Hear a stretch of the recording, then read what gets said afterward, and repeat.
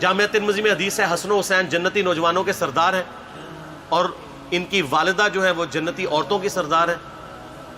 اور المستدل حاکم میں حدیث ہے حسن و حسین جنتی نوجوانوں کے سردار ہیں اور ان کے والد ان سے بھی بہتر ہیں. تو یہ تو ڈیفینٹ حدیثیں ہیں, یہ تاریخ تو نہیں ہے, نبی علیہ السلام کے فرامین ہیں. تو ان کی موجودگی میں ان کے ساتھ یہ کچھ کیا جائے تو ہم نٹی گریٹیز میں نہیں پڑھتے, ہم اس تھیم کے اوپر کہ یہ کون سی چیز تھی جس نے خلافت راشدہ کو ملوکیت میں بدل دیا, ہم اس تھیم کے اوپر بات کرتے ہیں. ہم کہتے ہیں چھوڑ دیں, بندے ہندے چھوڑیں, الٹیمیٹلی کیا نکلا ہے, کس کی وجہ سے ہوا ہے, وہ تو احادیث کی کتابوں میں موجود ہے. ہم کب کہہ رہے ہیں خفیہ کیمرے لگا گئے جی کس نے گولی پہلا تیر کس نے چلایا یہ وہ, ہم تو بتا رہے کس کے دور حکومت میں ہوا اور ان کا اپنا کردار کیا تھا, اس کو کس طریقے سے لا کے تخت پہ بٹھایا گیا. وہ ساری کی ساری چیزیں تو سامنے ہیں, وہ تاریخ کی کتابیں نہیں ہیں, حدیث کی کتابیں ہیں. اگر آپ کہتے ہیں کہ بخاری مسلم سے ہم نے صرف رفع الیدین کی حدیثیں لینی ہیں یا ایمانیات کی حدیثیں لینی ہے اور باقی جو بخاری اور مسلم میں آل امیہ کی بدماشیوں کو ننگا کیا گیا ہے وہ ہم نے نہیں لینی ہے, تو سر پھر آپ اپنے آپ کو کلیئر کٹ, پھر ہم آپ سے واقعہ کربلا نہیں ڈسکس کریں گے, حجیت حدیث میں بات کریں گے. آپ کو اپنے آپ کو منکرین حدیث کہنا پڑے گا. یہ آپ اسکروٹنگ کیسے کریں گے؟ اس سے بڑی بات مجھے یہ بتائیں کہ عظمت صحابہ بڑی چیز ہے یا عظمت محمد رسول اللہ صلی اللہ علیہ وآلہ وسلم؟ تو بریلوی یہی تو رونا رو رہے ہیں, وہ کہہ رہے ہیں کہ قرآن میں تھوڑی آیات ہیں, آپ پھر مڑ مڑ کے پڑھتے ہیں قل انما انا بشر مثلکم, اس میں تو نبی علیہ السلام کی تنقیص ہو رہی ہے. تو ہم ان کو کیا کہتے ہیں کہ تنقیص مقصد نہیں, نعوذ باللہ, نہ ہو رہی ہے. آپ افضل البشر ہیں لیکن آپ کی سپیشیز بشر ہے, یہ ہم اپنا عقیدہ سمجھتے ہیں, وہ اس کو تنقیص شمار کرتے ہیں. تو پھر اس وقت آپ بھی بریلویوں کی بات مان کے تو یہ آیات پڑھنا چھوڑ دیا کریں. آپ کہتے ہیں نہیں آیات ہے کیوں نہ بیان کریں, تو ہم بھی کہتے ہیں احادیث ہے کیوں نہ بیان کریں کہ صحیح بخاری میں حدیث ہے 2812 عمار کو ایک باغی جماعت قتل کرے گی, وہ جماعت دوزخ کی طرف بلا رہی ہوگی اور عمار ان کو اللہ اور جنت کی طرف بلا رہا ہوگا. اب اس کے نرغے میں جو جو آتا ہے وہ آئے, میں اپنے نبی سے ٹکر لے لوں آپ لوگوں کے منہ کا خیال رکھتے ہوئے کہ میں نبی علیہ السلام کو کہوں کہ آپ نے کیوں ایسی بات کر دی کہ مولا علی کے مخالفین کو آپ نے دوزخ کی طرف بلانے والی جماعت کہہ دیا. تو لیں آپ ٹکر, جائیں سیدھا دوزخ میں, اور تھوڑی جرت کریں, آپ یہ کہا کریں کہ اے اللہ, اپنے لیے کہا کریں کہ اللہ تعالیٰ آپ کا حشر یزید اور یزید کے آباء و اجداد کے ساتھ کرے اور اس کی اولاد کے ساتھ. ہم کہتے ہیں کہ اللہ تعالیٰ ہمارا حشر جو ہے وہ مولا حسن حسین مولا علی علیہ السلام اجمعین اور اہل بیت کے ساتھ کرے, آمین. اور آپ میں تو اتنی جرت نہیں آپ یہ بات بھی کر سکیں کیونکہ ان کو پتہ ہے. تو نبی علیہ السلام کی احادیث کو بیان کرنے کو یہ سمجھتے ہیں کہ جی اس سے مصیبت کھڑی ہو جائے گی, تو اپنے آپ کو منکرین حدیث ڈکلیئر کریں. پھر حجیت حدیث کا مقدمہ ڈسکس ہوگا, پھر کربلا نہیں ڈسکس ہوگی.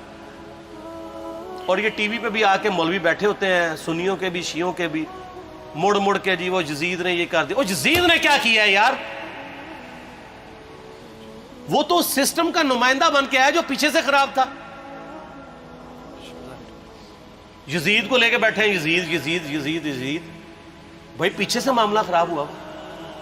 اگر نہیں یقین آتا تو یہ بخاری مسلم کی میں نے آلموسٹ 200 سے زیادہ حدیث مین سٹریم کی کتابوں سے اکثر بخاری مسلم جمع کیے, پڑھے. اور سر میں نے تو ان کو چیلنج دیا ہے یہ حدیثیں پڑھ کے نا اپنے ممبروں سے صرف ان حدیثوں کی تشریح اپنی پبلک کے سامنے کر دیں, نہیں کر سکتے. تو وہ لعنت کے مستحق تو ہو رہے ہیں حق چھپا کے, اور قیامت دن کے منہ پہ لگام ڈالیے. اور پھر مڑ مڑ کے کہتے ہیں نہیں جی وہ کچھ چیزیں خاص ہوتی ہیں وہ عوام الناس کے سامنے نہیں کرنی چاہیے, وہ صحابہ کرام بھی بعض اوقات ایسی باتیں پبلکلی نہیں کرتے تھے. میں نے اس کے اوپر بڑا ایک میرا کلپ ہے یوٹیوب پہ, مولا علی سے متعلق 5 جھوٹ, تو میں نے کافی ساری چیزیں اس میں ڈسکس کی ہیں. لیکن میں یہ کہتا ہوں کہ اللہ کے بندو, جو چیزیں نبی علیہ السلام نے منع کی ہیں بیان کرنے سے وہ تو ہم ڈسکس کر بھی نہیں رہے. میں نے آج تک آپ کو منافقین کے نام بتائے, آپ نے حذیفہ ابن یمان کو بتائے تھے نا آپ صلی اللہ علیہ وآلہ وسلم نے, صحیح بخاری میں آتا ہے, تو میں نے آپ کو بتائے, آپ رازدار رسول تھے, وہ ختم ہوگی بات. میں نے کبھی ڈسکس کی ہے, اگرچہ میں نے صحیح مسلم کی حدیث 7035 نمبر ڈسکس کی ہے کہ نبی علیہ السلام نے فرمایا میرے صحابہ میں 12 منافق ہیں, وہ کبھی بھی جنت میں داخل نہیں ہوں گے یہاں تک کہ سوئی کی ناکے سے اونٹ نہ گزر جائے. اور ان میں سے 8 ایسے ہے جس کی کمر پہ دوبیلا پھوڑا نکلے گا. میں نے آج تک آپ کو بتایا کہ کس کس کی کمر پہ دوبیلا پھوڑا نکلا اور اس کی موت اسی پھوڑے میں ہوئی ہے؟ بتایا؟ تو میں تو وہ چیزیں ڈسکس بھی نہیں کر رہا. میں وہ چیزیں ڈسکس کر رہا ہوں جو نبی علیہ السلام نے علامات النبوہ میں بتائی ہیں. یہ امام بخاری حدیث نبوت کی دلیل کے چیپٹر میں لے کے آئے ہیں. اور امام بہقی نے 3,500 احادیث پر مشتمل ایک کتاب لکھی ہے دلائل النبوہ، کہ ہم نبی صلی اللہ علیہ وسلم کو نبی کیوں مانتے ہیں، اس کے اوپر. اور اس میں یہ ساری حدیثیں عمار بن یاسر کے قتل والی لے کے آئے ہیں بتانے کے لیے کہ دیکھیں ہمارے نبی علیہ السلام کی نبوت کی دلیل ہے کہ آپ نے اپنی وفات کے آلموسٹ 30 سال کے بعد ہونے والے واقعے کو پہلے ہی بتا دیا. یہ حدیثیں چھپانے والی نہیں، بیان کرنے والی ہیں. علامات النبوہ کی حدیثیں ہیں. آپ کہتے ہیں چھپائیں.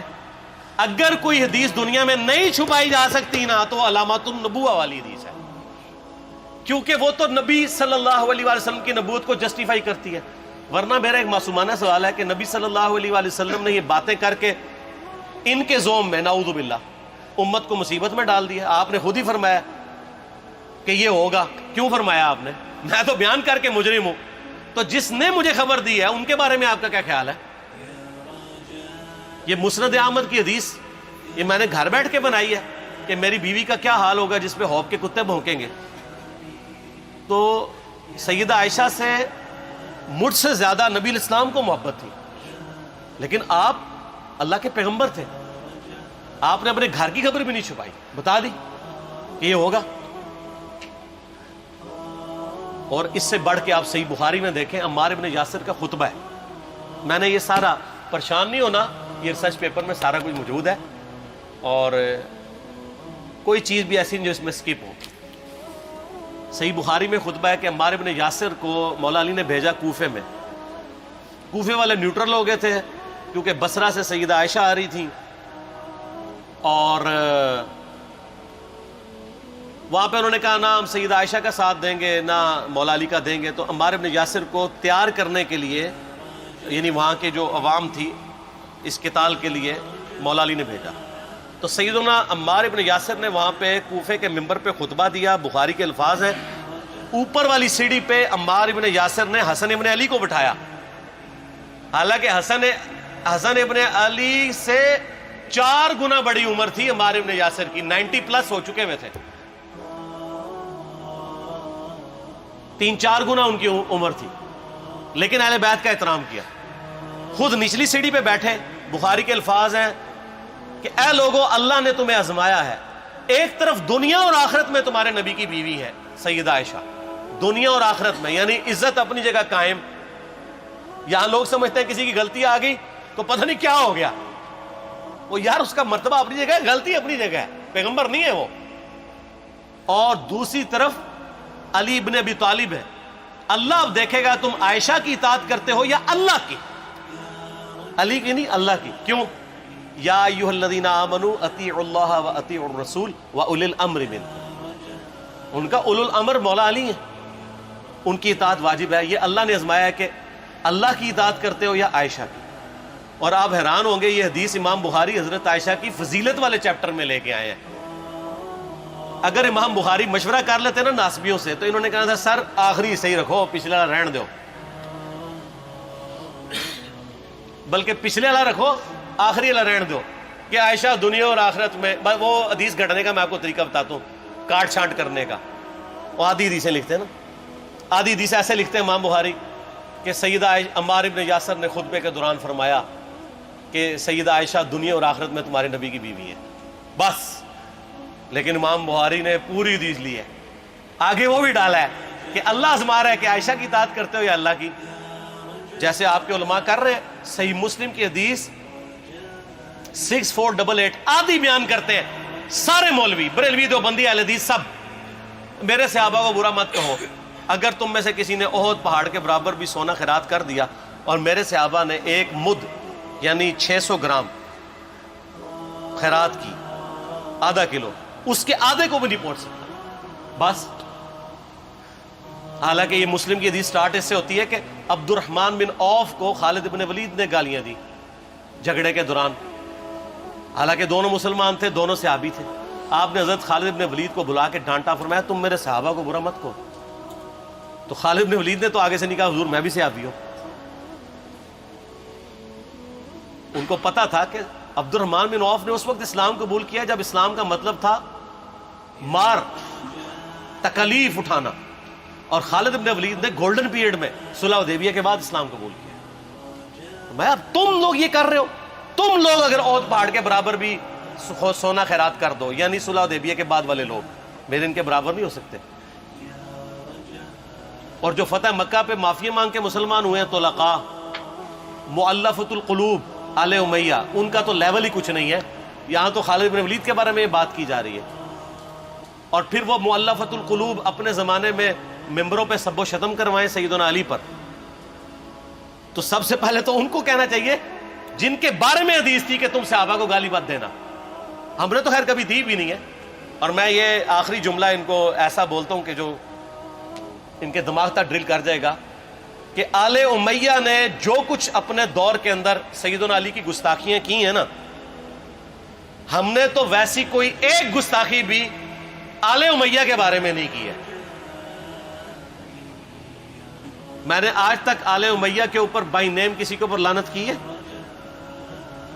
حالانکہ یہ مولا علی پہ کرتے رہے. یہ ہے لعنتی خود ہو گئے نا، جب مولا علی پہ لعنت کی تو لوٹ آئی. مسند ابی اعلیٰ میں صحیح سند کے ساتھ حدیث موجود ہے، مسند احمد میں بھی موجود ہے کہ سیدنا علی کو جس نے گالی دی اس نے رسول اللہ کو گالی دی صلی اللہ علیہ وسلم.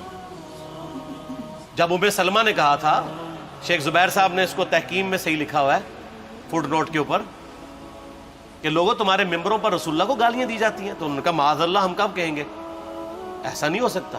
تو ام سلمہ نے کہا تم لوگ علی اور اس سے محبت کرنے والوں پہ گالی گلوچ نہیں کرتے ہو کیا؟ جبکہ میں نبی کی بیوی کہتی ہوں کہ سب سے زیادہ رسول اللہ سے محبت، سیدنا علی سے محبت نبی صلی اللہ علیہ وآلہ وسلم کرتے تھے. لہٰذا جب یہ تم کہتے ہو نا علی پر لعنت، علی سے محبت کرنے والوں پہ لعنت، تو یہ لعنت تو تم نبی علیہ السلام تک لے کے جا رہے ہو نعوذ باللہ، کیونکہ علی سے محبت کرنے والا پہلے نمبر پہ نبی صلی اللہ علیہ وآلہ وسلم ہے. اور پھر کہتے ہیں سب کا مطلب وہ تنقید ہے. اور نہ، پرانیاں گلاں، پرانے بابے، پرانے بزرگ، جھوٹے ہو. صحیح مسلم کھولو 6229 غدیر خم سے اگلی حدیث، لعن اللہ ابا التراب کے الفاظ ہیں، مٹی والے ابن ابی طالب پر لعنت، یہ الفاظ موجود ہے. سب کا ترجمہ لعنت ہی ہے، تنقید نہیں ہے. اچھا پھر میرا معصومانہ سوال ہے کہ اس کا مطلب ہے صحابہ پہ تنقید کرنا اچھا کام ہے؟ کہیں گے نہیں. تو بتاؤ یہ برا کام کون کرتا تھا؟ شیعہ کا ابا کون ہے؟ رافضیوں کا ابا کون ہے؟ آل امیہ. تو لہذا شیعہ نو میں کہنا کہ تسی شیخین کے اوپر بکواس اور تبرہ کرنے کی بجائے نا اب لوگوں کو حقائق بتائیں کہ ٹوٹی کمند کہاں. یہ سب مجرمین آل امیہ ہے. اور یہ آل امیہ اور بنو ہاشم کی لڑائیاں نبی علیہ السلام کی بعثت سے پہلے چل رہی تھی، صدیوں سے چل رہی تھی. وہ تو پھر اللہ نے بنو ہاشم کو نبوت کے لیے چنا تو ان کو یہ پھر جیلسی ہضم نہیں ہوئی، وہ چیز آگے چلتی تھی. خیر چھوڑ دیں، ایک تلخ ٹاپک ہے. صلاۃ بر محمد و آل محمد، اللہم صلی علی محمد و علی آل محمد. ٹھیک ہو؟